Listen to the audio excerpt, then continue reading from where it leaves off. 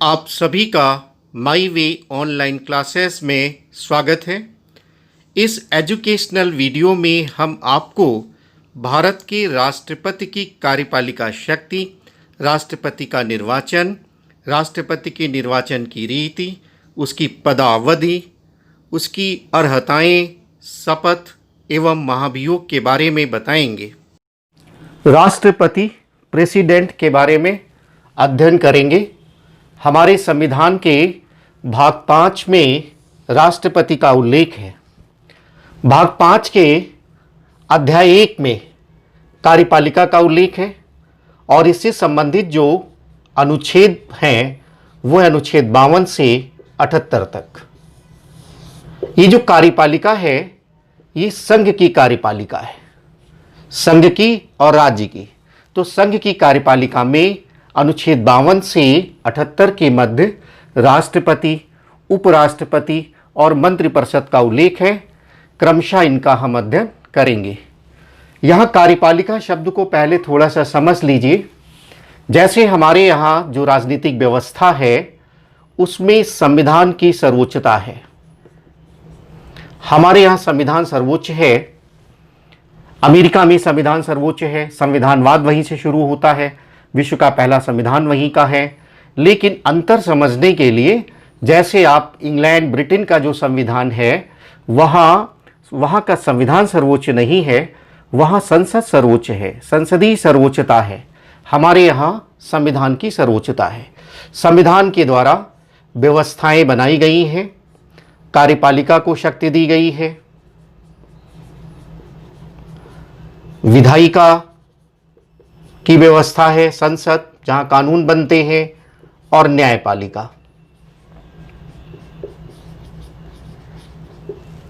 अब विधायिका विधि बनाती है, कानून बनाती है।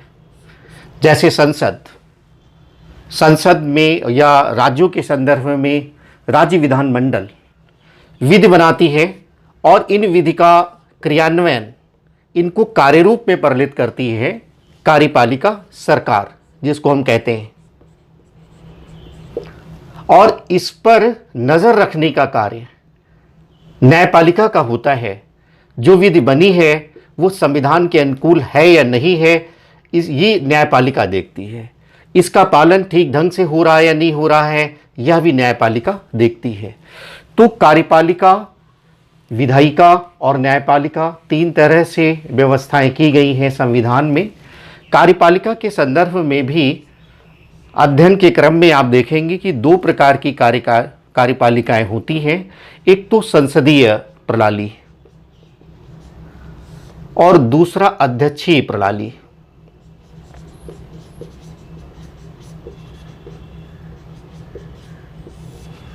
संसदीय प्रणाली जो ब्रिटेन से लिया है और भारत में जिसको स्वीकार किया गया है वो संसदीय प्रणाली है। अध्यक्षीय प्रणाली जिसको राष्ट्रपति प्रणाली कहते हैं, जैसे अमेरिका की प्रणाली। दोनों में अंतर क्या होता है, बहुत सामान्य ढंग से समझ लीजिए, बहुत बड़ा विषय हो जाता है। तो अध्यक्षीय प्रणाली में जो विधायिका है, कार्यपालिका है, उसमें पूरा सेपरेशन है, दोनों अलग अलग हैं। लेकिन संसदीय व्यवस्था में कार्यपालिका विधायिका का अंग बन जाता है। जैसे हमारे यहाँ जो संसद में, लोकसभा में बहुमत प्राप्त दल का नेता होता है, वह प्रधानमंत्री होता है, उसी की सरकार होती है, उसी के नेतृत्व में मंत्रिपरिषद होती है। अब वो सरकार चलाती है तो कार्यपालिका बन जाती है, लेकिन जब विधि बनता है, संसद में बैठते हैं, तो विधायिका के हिस्से हो जाते हैं। तो भारत में संसदीय व्यवस्था स्वीकार की गई है, इसको आप समझेंगे।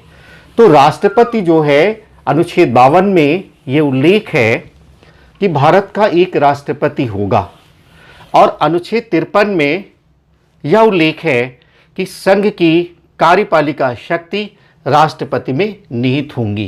यानी जो राष्ट्रपति है वो उसको कार्यपालिका का प्रमुख बताया गया है। लेकिन जब आप पूरा राजनीतिक व्यवस्था अध्ययन करेंगे तो आप देखेंगे कि हमारे यहाँ कार्यपालिका में जो राष्ट्रपति का प्रमुख है वो सिद्धांत रूप में बताया गया है, संवैधानिक दृष्टि से बताया गया है।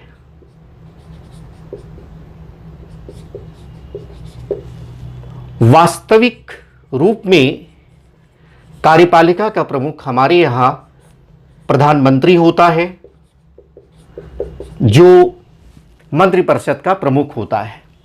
तो 53 को संघ की कार्यपालिका शक्ति, अगर आपसे ऐसे भी वनडे एग्जाम्स में पूछेंगे कि संघ की कार्यपालिका शक्ति का प्रमुख कौन है, तो आप बताएंगे राष्ट्रपति। वास्तविक प्रमुख कौन है, तो आप बताएंगे प्रधानमंत्री। अनुच्छेद 53 को अकेले देखने की आवश्यकता नहीं है, इसके लिए अनुच्छेद 74 को भी देखने की आवश्यकता है।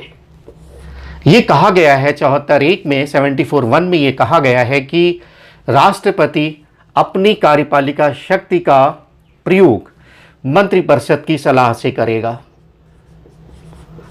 मंत्रिपरिषद की सलाह से करेगा। और 42वें संविधान संशोधन के द्वारा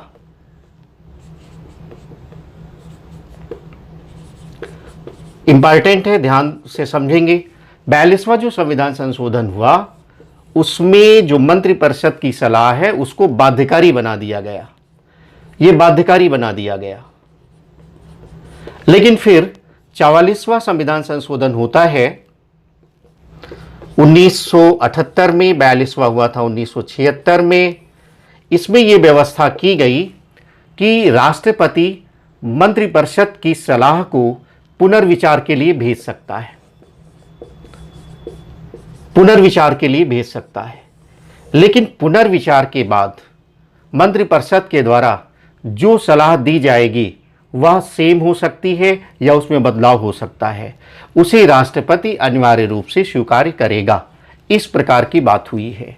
तो राष्ट्रपति कार्यपालिका का प्रमुख है, लेकिन वास्तविक प्रमुख है प्रधानमंत्री। इस बात को यहां से समझेंगे। अनुच्छेद 54 में राष्ट्रपति के निर्वाचन की बात है और एक निर्वाचक मंडल की बात हुई है। अनुच्छेद 54 में 54 में निर्वाचक मंडल आपसे एग्जाम में पूछा जाता है। राष्ट्रपति के निर्वाचन के लिए एक निर्वाचक मंडल का गठन होता है। इसमें कौन कौन भाग लेते हैं, तो संसद के दोनों सदन यानी लोकसभा और राज्यसभा। लोकसभा और राज्यसभा के जो निर्वाचित सदस्य होते हैं वो इसके अंग होते हैं निर्वाचक मंडल के। दूसरा, जैसे राज्य आप देखते हैं तो राज्य में विधानसभाएं हैं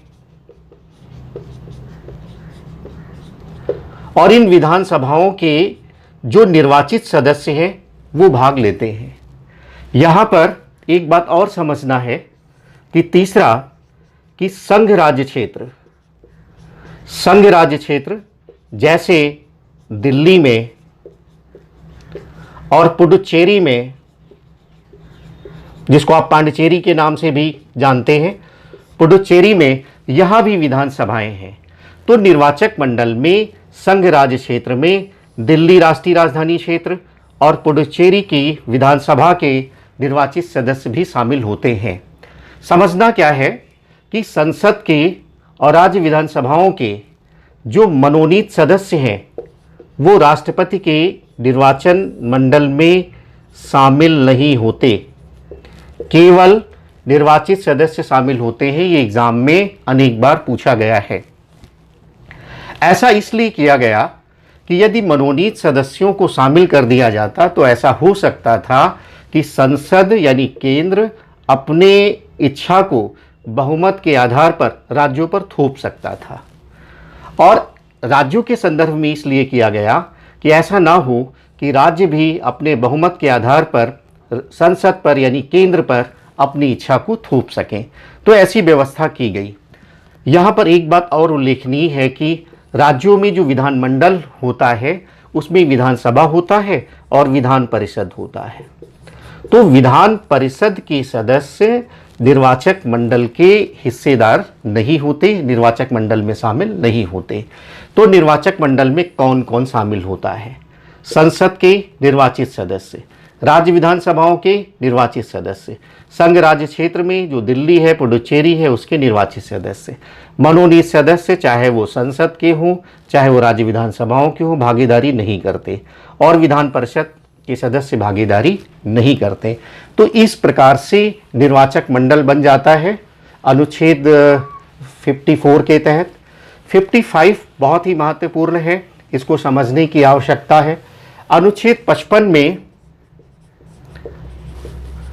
निर्वाचन की रीति है। अब ये जो राष्ट्रपति का निर्वाचन है वो, उसके लिए शब्द दिया गया हमारे संविधान में आनुपातिक। किस रीति से होता है, किस पद्धति से होता है, एग्जाम में बहुत पूछा जाता है, समझना है। राष्ट्रपति का निर्वाचन आनुपातिक प्रतिनिधित्व, शब्दों पर ध्यान देने की आवश्यकता है। पद्धति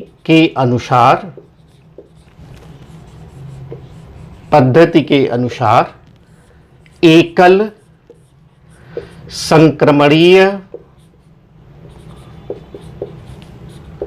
मत द्वारा,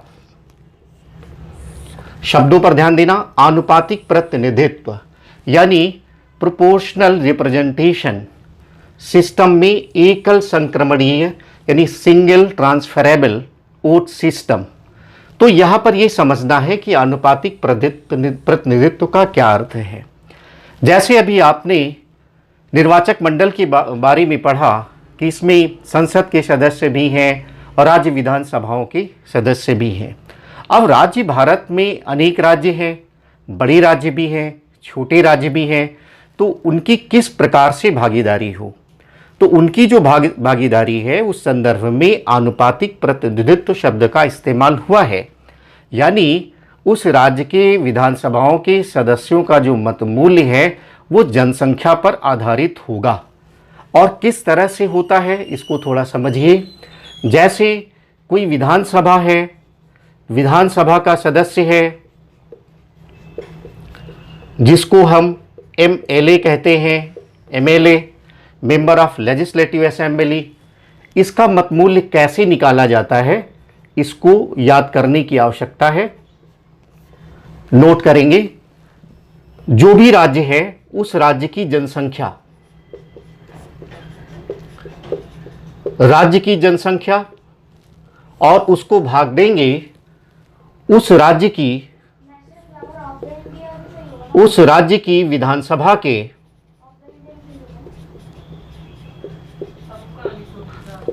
निर्वाचित सदस्य।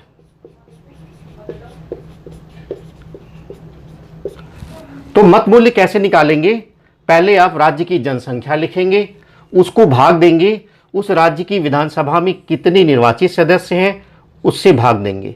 चूंकि संख्या बहुत बड़ी हो जाएगी इसलिए व्यवस्था की गई है इसको 1000 से भाग दे देंगे। तो ये एक विधानसभा के एक MLA का मत मूल्य हो जाता है। कैसे निकालेंगे, राज्य की जनसंख्या बटे उस राज्य की विधानसभा के निर्वाचित सदस्य और इसको 1000 से भाग देंगे। यदि जो भागफल आता है वो 500 से अधिक आता है, 500 प्लस आता है, तो उसमें फिर एक जोड़ेंगे, और अगर 500 से कम आता है तो उसको हटा देंगे, उसको काउंट नहीं करेंगे। इसी तरह से जितने भी राज्य हैं, दिल्ली, पांडिचेरी को शामिल करके सबकी विधानसभा के सदस्यों का मत मूल्य निकाला जाता है और उनको आपस में जोड़ा जाता है, और उसकी सहायता से जो हमारे संसद सदस्य हैं, संसद सदस्य जिनको हम MP कहते हैं, मेंबर ऑफ पार्लियामेंट कहते हैं, इनका मत मूल्य हम निकालते हैं। मत मूल्य कैसे निकालते हैं कि जो विधानसभाओं के सदस्यों के कुल मत हैं उनको हम जोड़ते हैं। तो यहाँ लिखेंगे राज्यों की विधानसभाओं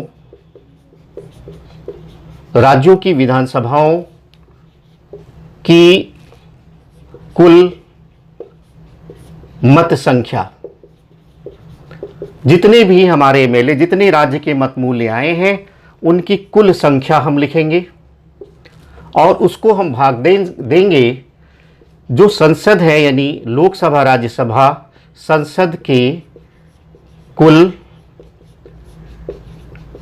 निर्वाचित सदस्य। इनसे हमें एक एमपी का मत मूल्य प्राप्त होगा। तो एमएलए का कैसे मत मूल्य निकालते हैं, एमपी का कैसे मत मूल्य निकालते हैं। यदि इस भाग देने में जो भी अगर कोई भिन्न आधे से अधिक आ जाती है तो एक हम जोड़ेंगे, और अगर आधे से कम है तो हम उसको हटा देंगे, उसको हम नहीं जोड़ेंगे। तो इस तरह से हम आनुपातिक प्रतिनिधित्व के हिसाब से मत मूल्य निकालते हैं। अब दूसरा शब्द यहां इस्तेमाल हुआ है,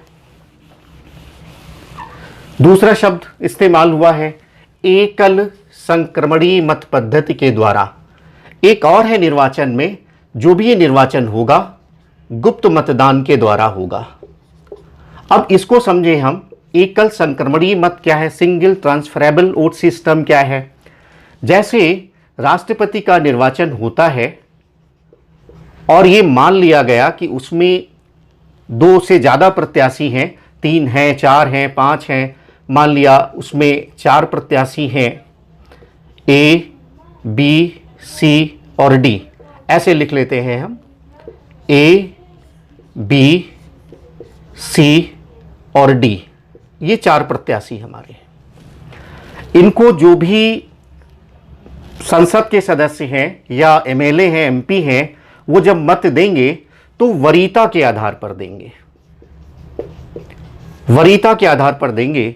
जैसे कोई सदस्य जाता है और वो चाहता है कि भाई सी जो है वो सबसे, मेरे मत के अनुसार हमारी पहली वरीयता है कि वह राष्ट्रपति बने, दूसरे नंबर पर वह ए को सेलेक्ट करता है, तीसरे नंबर पर वह बी को सेलेक्ट करता है और चौथे नंबर पर वह डी को सेलेक्ट करता है।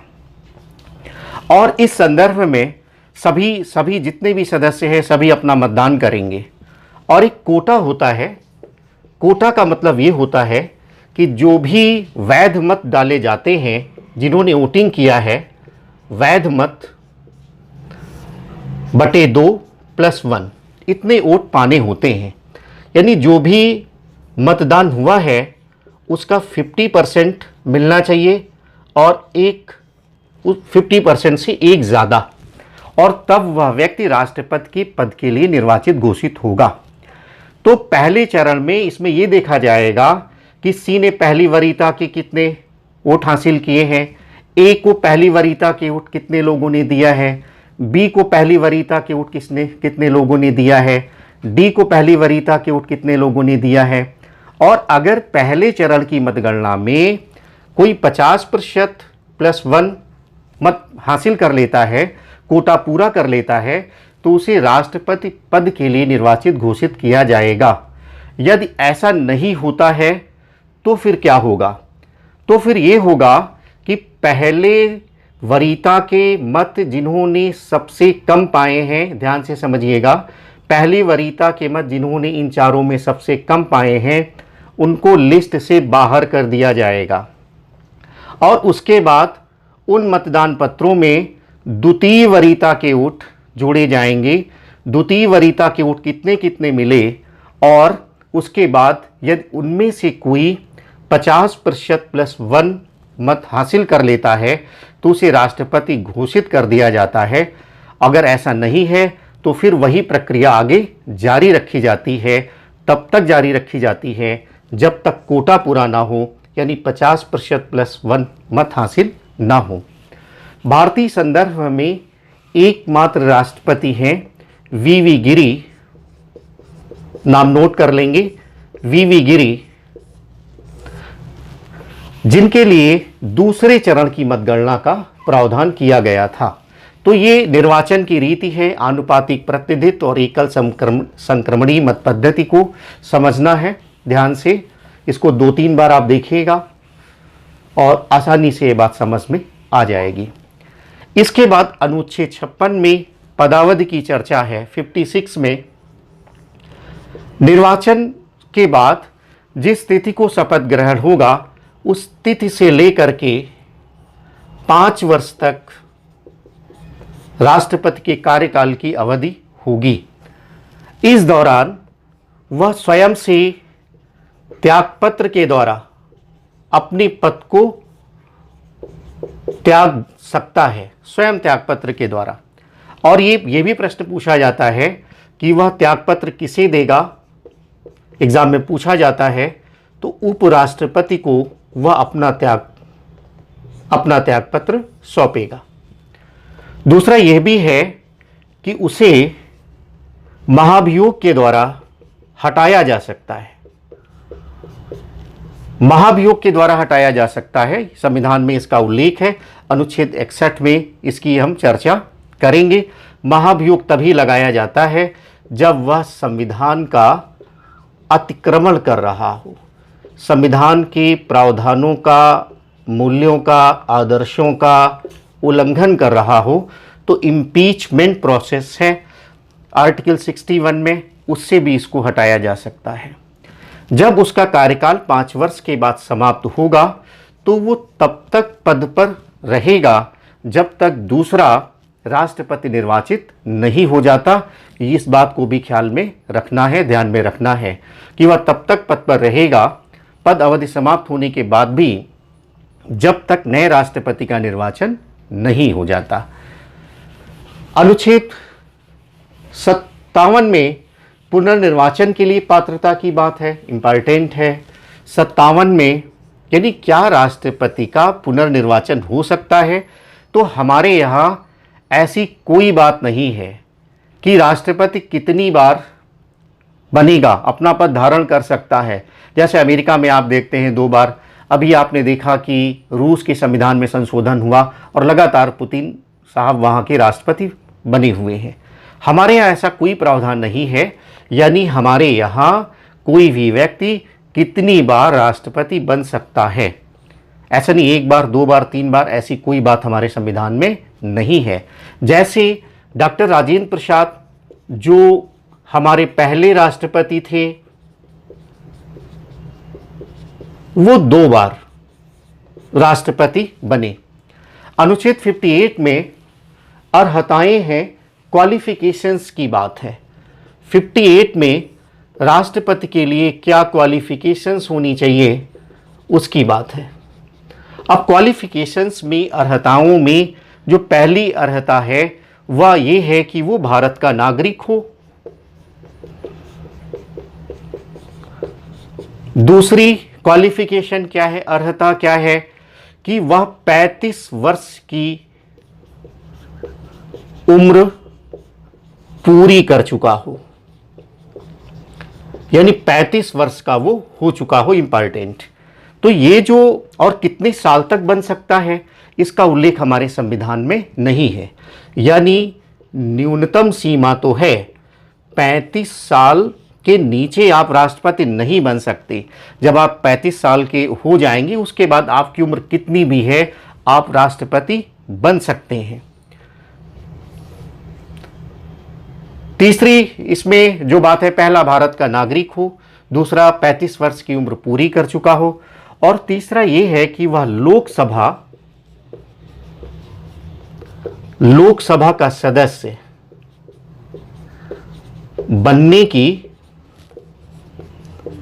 योग्यता रखता हो। और चौथा आप ये कह सकते हैं कि वह लाभ का पद धारण ना करता हो। लाभ का पद यानी कोई वो लाभ के पद पर ना हो। यहां एक बात आपको ध्यान में रखना है, जैसे राष्ट्रपति है, उपराष्ट्रपति है, राज्यपाल है, या केंद्र का मंत्री है, राज्य का मंत्री है, अगर इस पद पर आप हैं तो ये लाभ के पद नहीं है। इस बात को ध्यान में रखना है, लाभ का पद धारण ना करते हो। यदि राष्ट्रपति के पद पर है तो लाभ के पद पर नहीं है। राष्ट्रपति, उपराष्ट्रपति, राज्यपाल, केंद्र सरकार का मंत्री है, राज्य सरकार का मंत्री है, तो वह लाभ का पद नहीं माना जाएगा। तो क्वालिफिकेशंस में वह भारत का नागरिक हो, वह 35 वर्ष की उम्र पूरी कर चुका हो और लोकसभा का सदस्य बनने की योग्यता रखता हो, लाभ का पद धारण ना करता हो। यहाँ पर एक बात और आपको ध्यान में रखना है कि अनुच्छेद 102 को भी आप देखेंगे जिसमें संसद सदस्य की डिस्क्वालिफिकेशंस की बात है, डिस्क्वालिफिकेशंस की बात है, यानी निर्हताएं क्या हैं, कौन कौन सी ऐसी बातें हैं जिनके आधार पर वह अयोग्य हो जाएगा, तो इनको भी इसके साथ देखने की आवश्यकता है। जैसे कार्यपालिका शक्ति को 53 को 74 एक के साथ देखने की आवश्यकता है, वैसे ही क्वालिफिकेशंस को डिस्क्वालिफिकेशंस के साथ देखने की आवश्यकता है।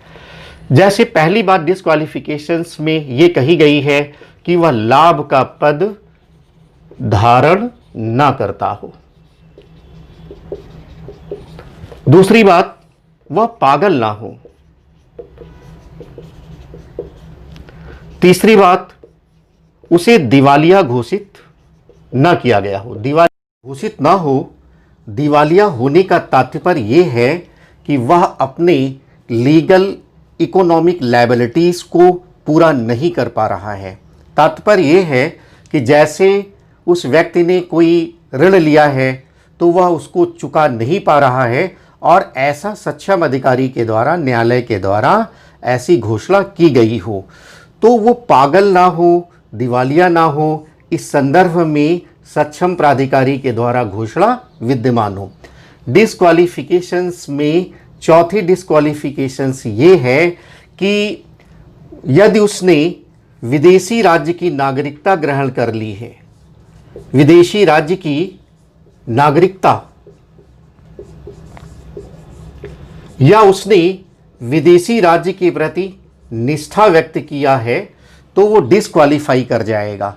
तो क्वालिफिकेशंस के साथ साथ, अर्हताएं के साथ साथ आपको डिस्क्वालिफिकेशंस को भी देखना है अनुच्छेद 102 में। इसके बाद अनुच्छेद 59 में पद के लिए शर्तों की बात है। तो इसका तात्पर्य ये है कि जैसे राष्ट्रपति है, राष्ट्रपति चुने जाने के बाद वह किसी सदन का, लोकसभा का, राज्यसभा का या राज्य विधानमंडल का सदस्य नहीं रह सकता। तो ये शर्त के रूप में आती है, यदि वह सदन का सदस्य है, चाहे वो संसद का हो या विधानमंडल का हो, तो उसे वह रिक्त माना जाएगा। राष्ट्रपति जैसे चुना जाएगा वह रिक्त माना जाएगा। इसके अलावा शर्तों में यह भी बात है कि कार्यकाल के दौरान जो उसे निवास की सुविधा प्राप्त है वो मिलती रहेगी बिना किसी किराए के। पद के लिए शर्तों में यह भी बात है कि कार्यकाल के दौरान जो उसको लाभ हैं, विशेषाधिकार हैं, वे कम नहीं किए जाएंगे। तो ये पद के लिए शर्तों की बात है 59 में। अनुच्छेद 60 बहुत ही इंपॉर्टेंट है, वनडे एग्जाम्स में बहुत पूछा जाता है कि राष्ट्रपति के लिए शपथ का प्रावधान किस अनुच्छेद में है, तो अनुच्छेद 60 में। ये जो शपथ है राष्ट्रपति लेता है, तो शपथ कौन दिलवाता है, ऐसा प्रश्न आता है। तो राष्ट्रपति को शपथ सुप्रीम कोर्ट का चीफ जस्टिस, मुख्य न्यायाधीश दिलवाता है। और यदि मुख्य न्यायाधीश उपस्थित नहीं है तो उसकी अनुपस्थिति में जो सुप्रीम कोर्ट का वरिष्ठतम न्यायाधीश है,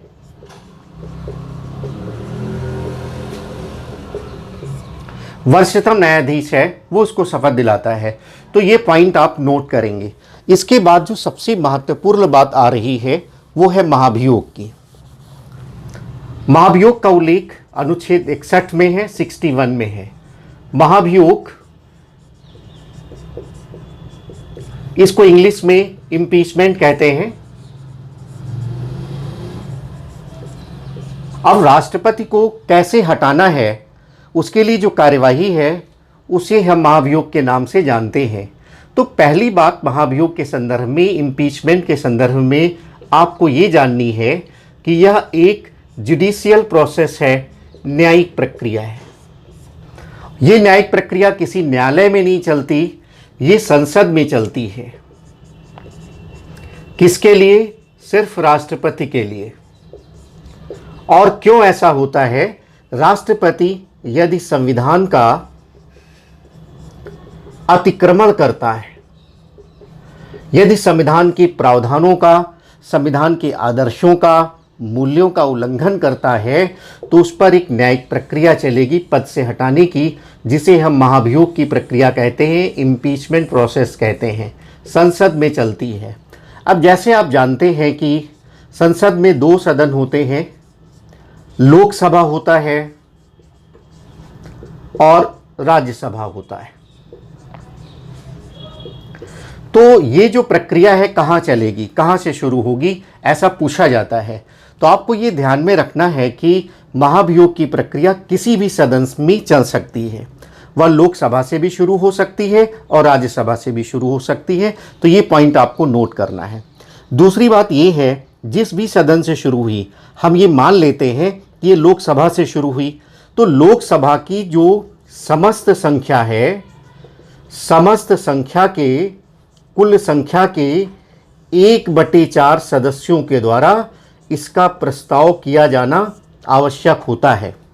और दूसरी बात यह भी है कि यह जो प्रस्ताव है यह लिखित रूप में होना चाहिए और 14 दिन पूर्व ये प्रस्ताव आना चाहिए। लिखित में पहले आपको देना है, 1/4 सदस्यों के हस्ताक्षर होने चाहिए। इसके बाद लोकसभा में चर्चा होगी और लोकसभा में ये पास होगा।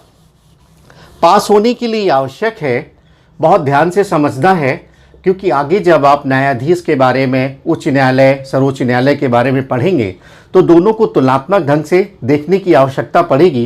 तो इसलिए यहाँ समझना बहुत आवश्यक है। कुल संख्या के शब्दों पर ध्यान दीजिएगा। समस्त संख्या जो है लोकसभा की, उसके 2/3 2/3 मेजॉरिटी से, बहुमत से इस प्रस्ताव का पारित होना आवश्यक है। और अगर ये 2/3 बहुमत से पारित हो जाएगा तो ये प्रस्ताव दूसरे सदन में जाएगा। जैसे पहले लोकसभा में है तो राज्यसभा में जाएगा।